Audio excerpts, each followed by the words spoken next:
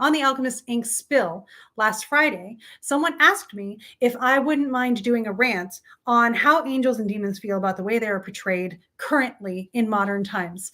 Now, this is a passion of mine. I will preface with two things. One, because they asked me my opinion on this, my opinion is going to be the primary resource here. I will cite some other resources that have validated my opinion and made me feel even more grounded in it. And I am always continuing to evolve my opinion. I'm currently doing extra research on this through Ali Alomi, who's drawing a comparison, and I would say comparison and differentiation does keep them discrete between jinn and angels. And so I'm doing that kind of study as well, just to have more in my repertoire. But from my personal experience, and I have a lot of experience with both angels and what are considered demons. You already see my eye roll here. From my personal experience, I like to take it back. We'll go with the source first. I like to take it back to the source of the word, because truly I'm writing this in a book right now, and a lot of my channeled stuff comes through when I'm writing a book. The word for demon is derived from the word daimon, which comes from daimon in the ancient Greek, then went through Latin, Daemon, right? You can read this version of the word in 3 books of occult philosophy by Cornelius Agrippa. I believe it's in book 7 or 8 to find it specifically. And there's a great footnote by the person who translated it, Eric Purdue, who describes sort of the process that this word has gone through. Also, if you do some work with Ancient Astrology and Theory and Practice by Demetra George, you'll hear a little bit more about Agathos daimon, which is good daimon, which is the traditional name for the 11th house of good spirit. In astrology, good spirit is the translation of Agathos daimon. Daimon is spirit. And so what the understanding was originally, even in the Bible, was that there were spirits of things, that either God sent a form of themselves as a messenger, as an angel, angel being messenger, or that there's a passage, I can't remember which book it was. It's one of the earlier books in the Septuagint, I believe, where they talk about Azazel. And this was basically just a spirit that was in the wilderness. And so they sent something out to Azazel, and really that just meant a spirit in the wilderness. And I love that, right? I highlighted that footnote in the Oxford Annotated Bible because it shows you that even in the context of its original writing, as close to the translation as we can get from the Oxford version, this was a spirit. It wasn't necessarily a demon. It was a spirit. It was a daimon, right? And even before that, it probably had its own name because there were languages other than Greek, right? And so even though a lot of the Bible was translated out of the Greek. So keeping that in consideration as well, right? Translation has a large role to play here. Translation and the meaning we impose on words and the way that we evolve words over time has a large role to play here. So when it comes to angels and demons, I think it was also in the History of Christianity. I don't have the concrete book, but I think it's actually called The Story of Christianity, volumes 1 and 2.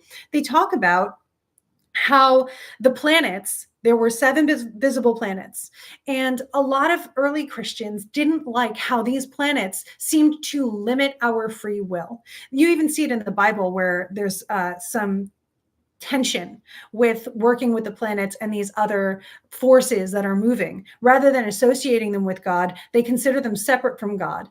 And so we see these 7 planets that I would call it propaganda. The messaging at the time was, these are the 7 deadly sins. They were representing the planets. And so in order to remedy the 7 deadly sins and give you a different direction to go that more supported your free will, which you were able to attain through believing in Jesus Christ, you would then have your 7 heavenly virtues, which of course were represented by angels. So now we have angels and demons, bad and good. And honestly, the duality of bad and good goes all the way back to Zoroastrianism, which was very much, it was one of the first, we believe, one of the first monotheistic cultures. And so they had their own way of seeing things. And it was, the ultimate good and the ultimate bad in adversity with each other. And the whole purpose of living was to do as much good as possible and to remedy the bad as much as possible. And so this is where we're seeing all this come in. And then there were these spirits of things. I was reading, what was I reading yesterday? I think it was Religion in Ancient Mesopotamia, where everything had spirit. And they didn't have a word that related to demons. In fact, they actually had a word similar to, they would name it whatever it was, right? The illness would be capital the illness, and it was the spirit of that. Or they would call it something that was a little bit oppressive. And one of the examples in Sumerian and Akkadian was police.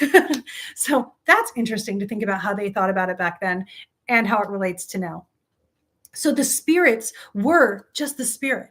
It was the spirit of, this phone, but phone with a capital P was the spirit of phone. If there was an illness that they didn't like, or obviously they didn't like, they would call it the illness with a capital, whatever the letter was. So if you had pneumonia, you were afflicted with pneumonia, but the spirit of pneumonia was oppressing you on behalf of a deity who was punishing you for something. And that spirit was subject to the deity. It was an intermediary carrying out that deity's will in order to punish you, correct you, whatever.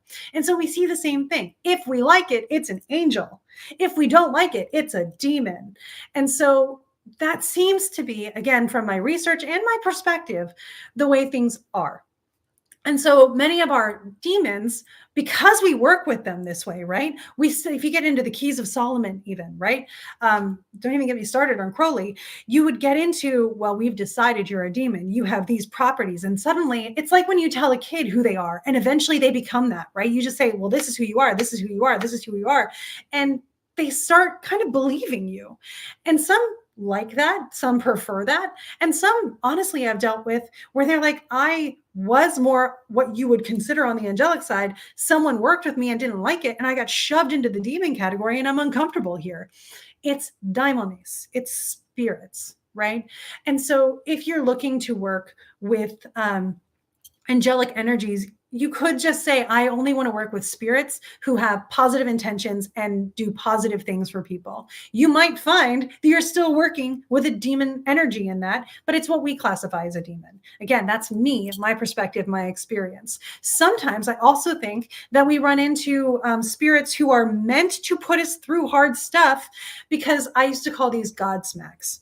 Basically, the idea is you might veer a little bit off track with something and it's not in your best interest. And just like a friend might be like, hey, I don't like that for you. And then you're like, yeah, but whatever, it's okay. And eventually they're like, hey, I really don't like that for you. I wish you would kind of like change. And you're like, yeah, whatever, I'll keep going. And then suddenly they stage an intervention, right? So think about when we're in life and we're trying to get nudges in the right direction, someone's responsible for setting up the things that trip us up. Someone or something, some energy is responsible for doing the bad things that help us see differently, that help us be willing to change, that show us that's not the right way. There's room for all of it. Like everything, guys, it's to me a spectrum. And so when we talk about angels and demons, that's again, like I rant about us trying to draw lines on the sky with our house systems and things, we're trying to draw lines and categories in spirits as well. Rather than just saying this is the spirit of the thing that is teaching me this, we're saying this is a bad spirit because it made me mad. So that's one of the things that I think of when I think about personally the difference in angels and demons. And I also do think that the way we've worked with them and the way religion has developed right now, especially the problematic sides of religion, limit what they are able to do. Again, by saying, I'm only going to come to you for this. Just like you only know the version of your friend that interacts with you, they could be an entirely different version of themselves with someone else, or that someone else knows them differently because of their perspective and interactions with them. It's the same thing. So we create this category that says you only get to be this, and then they only get to be that when they're interacting with us. If we let them be different, if we say, I want to interact with the fullness of this energy, be careful, be discerning, but also just know you could find different aspects and different spectrums of the same entity. We assign rules and we assign roles to people And we do it to energies and spirits as well. And I think that that's where a lot of this has come from and where a lot of this has evolved over the centuries and millennia. And even if you go back further, right, we were still working with spirits back in Mesopotamia. They were spirits. They didn't have big words for them at the time because of their worldview. And then as the worldview changed, as some people shifted into monotheism, they changed how they could relate to these spirits because they had to justify their worldview. And so we see it in that way as well. Nothing is necessarily incorrect. I encourage, after all of this, just look and experience and connect in a way that is safe, works, and feels right to you. I think one of the most valuable things that we find in the Bible is the discernment of spirits, just saying, hey, are you going to mess me up, or are we going to work together well? All you have to do is say, find a way that you can test that like you would a friendship. Am I going to trust you, or are we just going to remain acquaintances? It's the same concept. You still want to be wise even when dealing with energies, and you still want to be respectful and open to who that energy is in its character. So just treat these the way you would a person. Tread lightly, then build trust, and see the entire picture. I feel like that may be a good way of rounding that out.